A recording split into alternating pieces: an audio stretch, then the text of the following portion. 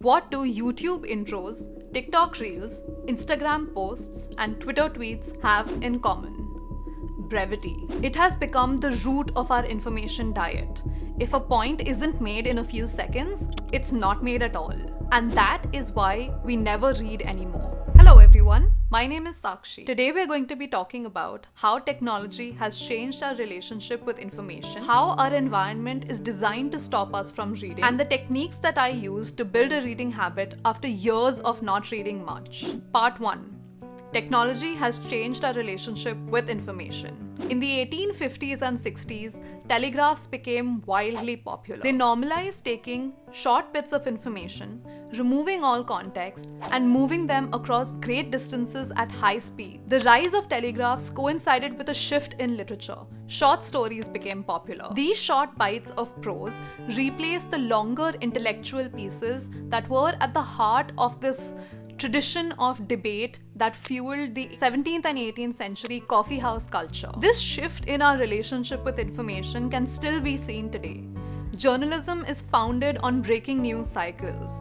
Instead of deep dives and explanatory pieces, we get jet ski skims, bouncing from one topic to the next in 70 characters or less. Like a fractal pattern, this trend can be seen across the internet. A reel makes one short point and then you scroll on to the next reel which has no relation to what you just watched. This pattern of skim reading information is backed up by research. In 2008, scholars at University College London studied the behavior pattern of visitors to research sites. They found a pattern of power browsing. People were skimming across article headlines, abstracts, and tables of content to try and find the gist of what they were looking for as quickly as possible. Part 2. Our environment conspires against us.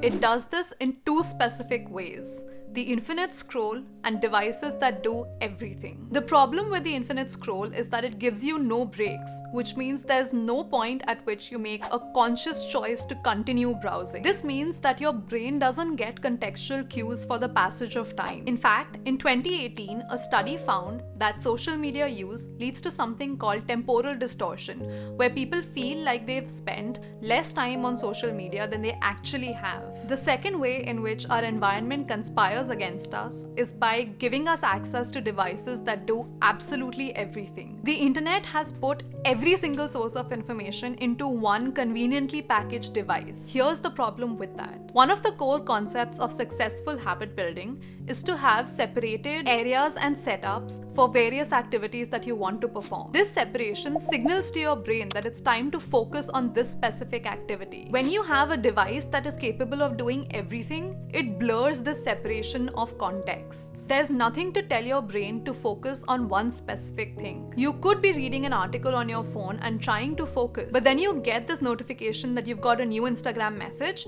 and your focus is just gone. This lack of contextual cues in our devices leads to scattered focus and an inability to engage with content on a deeper level. Books go against all of that. They take their time to build up to an argument. You can track how long you've spent on a book. Even on a Kindle, your progress through a book is marked in paragraphs and pages and chapters. A book forces you to focus on one single thing, and we aren't used to any of that. Why this matters and how to read more. Reading has a host of benefits. It makes you more empathetic, it hones your critical thinking skills, it increases your emotional intelligence, and it gives you frameworks that you can use to process your own experiences, so it makes you more self-aware. Deeply engaging with a book lets your brain make connections between what you're reading right now and various ideas that it already has, and it sparks these light bulb moments of understanding. Around 2020, I realized that I no longer had the ability to focus on a book for more than one page at a time. My reading habit had fallen by the wayside, and I missed it. So I came up with this master plan to fix this. Here is what I did. I set up a small goal for myself. I did not do something crazy like take up a reading challenge to read 52 books in a year, even though I was very tempted to do this. Instead, I promised myself that I would read 2 pages every single day. I set up a clear time and place. So I decided I would read in bed every night before I went to sleep and every morning as soon as I woke up. This is a concept called habit stacking, where you stack on a new habit that you want to incorporate onto an old habit that you already have. So I was already sleeping every day, and I decided to tack reading onto this ritual I had around sleeping. I set up my environment to sort of stack the deck in my favor. So I started leaving my phone on my table every night, and I kept my Kindle within easy reach under my pillow. This way, instead of scrolling myself to sleep every night and picking up my phone as soon as I woke up, I would read. I connected my reading habit to an identity that I really vibed with. I absolutely love Harry Potter, and Hermione Granger has been my role model since I was 8 years old. So I set my phone wallpaper to a picture of Hermione Granger, and every time I picked up my phone, I would ask myself, what would Hermione Granger do? She would read.